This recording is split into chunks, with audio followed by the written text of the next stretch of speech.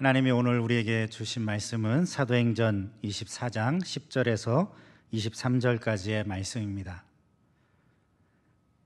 총독이 바울에게 머리로 표시하여 말하라 하니 그가 대답하되 당신이 여러 해 전부터 이 민족의 재판장 된 것을 내가 알고 내 사건에 대하여 기꺼이 변명하나이다.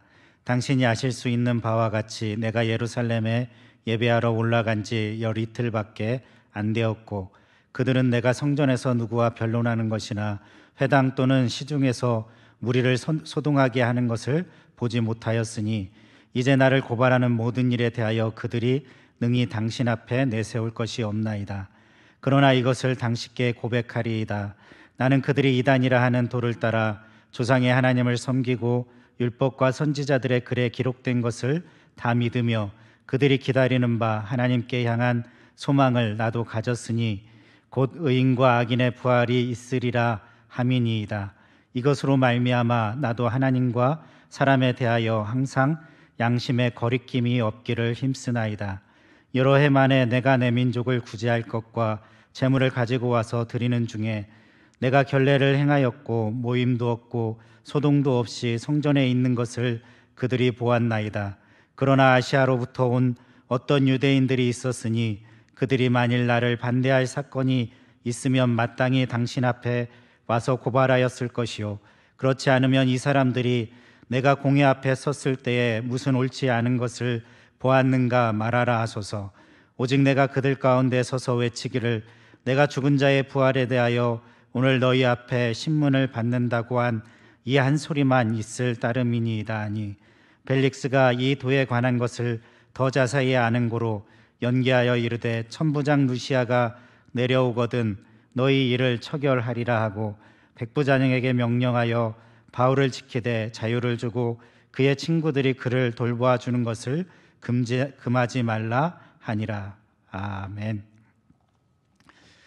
이른 새벽에 기도의 자리에 계신 우리 성도님들에게 주님의 은혜가 함께 하시길 바랍니다. 21장에서 바울은 유대인들에게 폭행을 당하며 그들에게 체포가 되었습니다. 그때 천부장이 바울을 구조를 해줍니다. 그 뒤로 바울은 여러 사람 앞에서 자신을 변호해야 했습니다. 먼저 22장에서 바울은 천부장의 보호 아래 유대 동족들에게 자신의 회심에 대한 이야기를 합니다. 그리고 23장에서는 산헤드린 공회에서 자신의 무죄를 변호합니다. 그리고 오늘 말씀에서는 당시 로마 총독인 벨릭스 앞에서 유대인의 고발에 맞서 자신을 변호하고 있습니다. 1절부터 9절까지의 말씀을 보면 대제사장이 아나니아와 그리고 변호사인 더둘로가 총독에게 바울을 고발합니다. 그 고발 내용은 바울이 로마에게 그리고 유대에게 동시에 아주 몹쓸 사람인 것처럼 그렇게 고발을 합니다. 더둘로의 고발 내용은 먼저 로마와 관련이 되어 있습니다. 유대인들을 소유하게 하여 천하의 평안과 질서를 깨트리려고 했다라고 그렇게 5절에 고발을 하고 있습니다. 이어지는 고발 내용은 유대인과 관련이 되어 있습니다. 나사렛 이단의 우두머리이고 이방인을 데리고 자신들의 성전에 들어가 성전을 더럽히려고 했었다라는 것입니다. 이어지는 10절 이후에서 바울의 변론이 나와 있습니다. 로마는 무력에 의해서 평화를 이룬 당대 최강의 군사력을 가진 그리고 법질서를 가진 권력이었습니다. 그리고 유대는 2000년이 넘는 전통과 신앙을 가진 그러한 민족이었습니다. 더둘로의 고소대로 생각한다면 바울이라는 이 한 사람이 이 위대한 두 힘에 맞서 싸워야 되는 그러한 상황인 것처럼 보여집니다.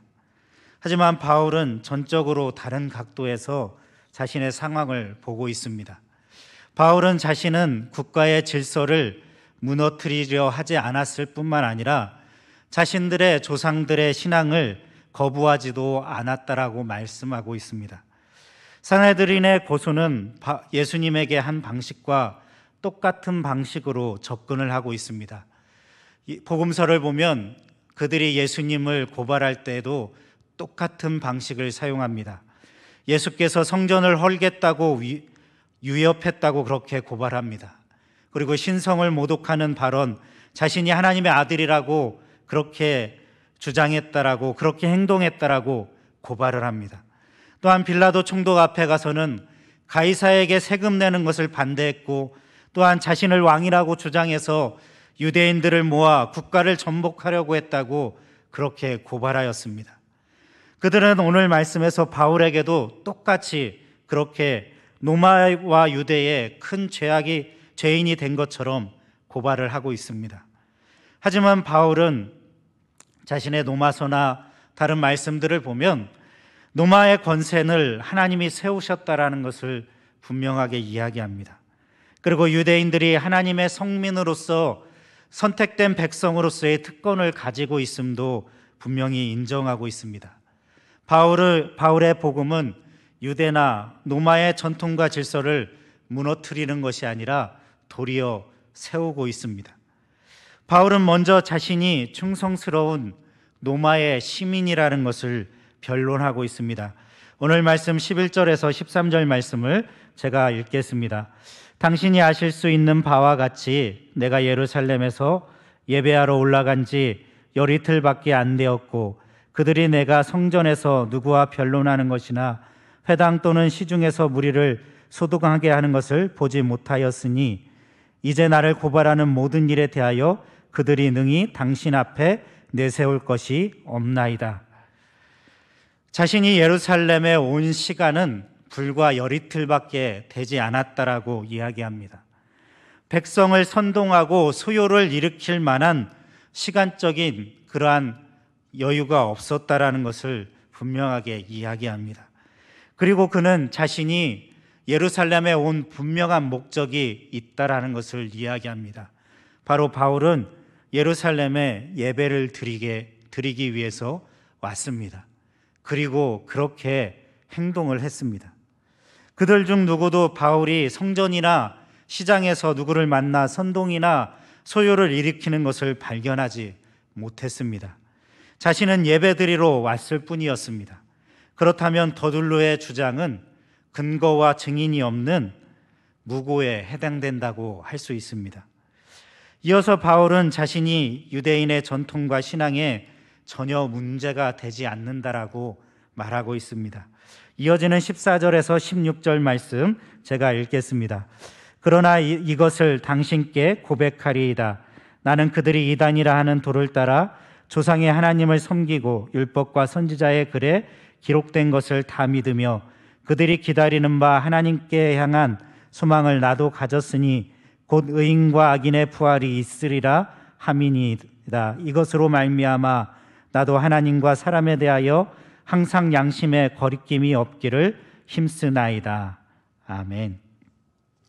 유대인들과 동일하게 자신은 조상들의 하나님을 섬기고 율법과 선지자의 모든 말씀을 믿으며 하나님께 향한 소망을 가지고 있다라고 그렇게 고백을 합니다.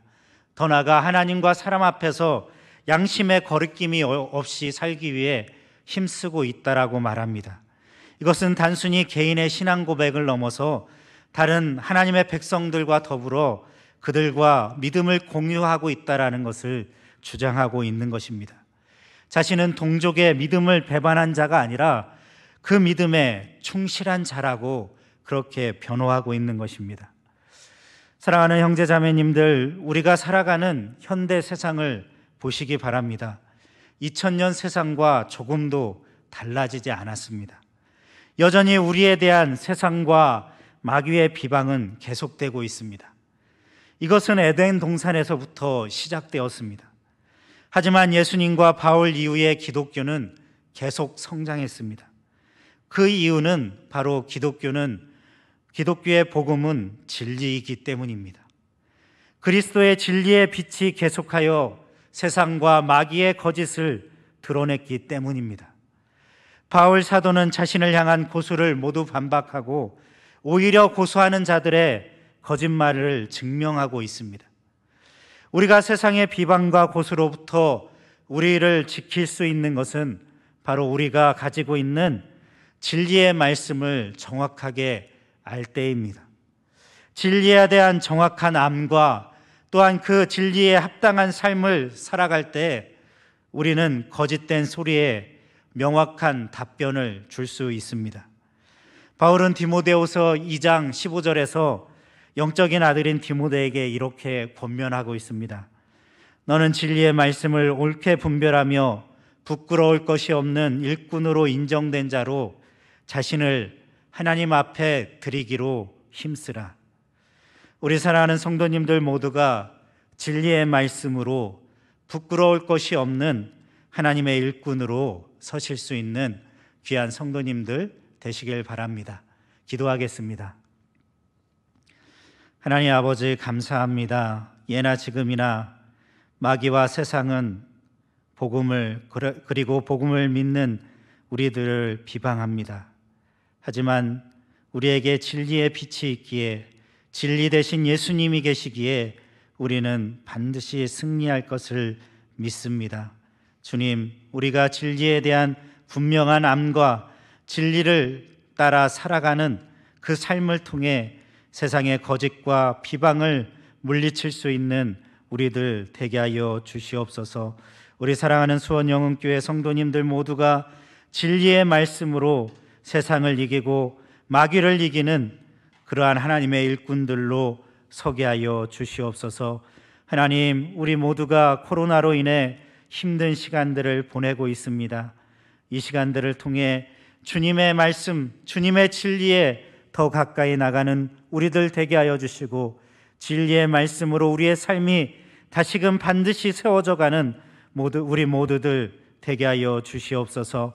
마음이 아프고 또한 육신이 아파 답답하고 하고 있는 우리 형제자매님들 계시다면 주의 은혜로 승리하게 하여 주시고, 주님의 치료의 광선을 발하여 주셔서 속히 일으켜 세워주시는 은혜를 경험케 하여 주시옵소서. 속히 예배당에 나와 우리가 함께 예배할 수 있는 복된 날을 허락하여 주시옵소서. 모든 것 감사드리며 예수님의 이름으로 기도합니다. 아멘.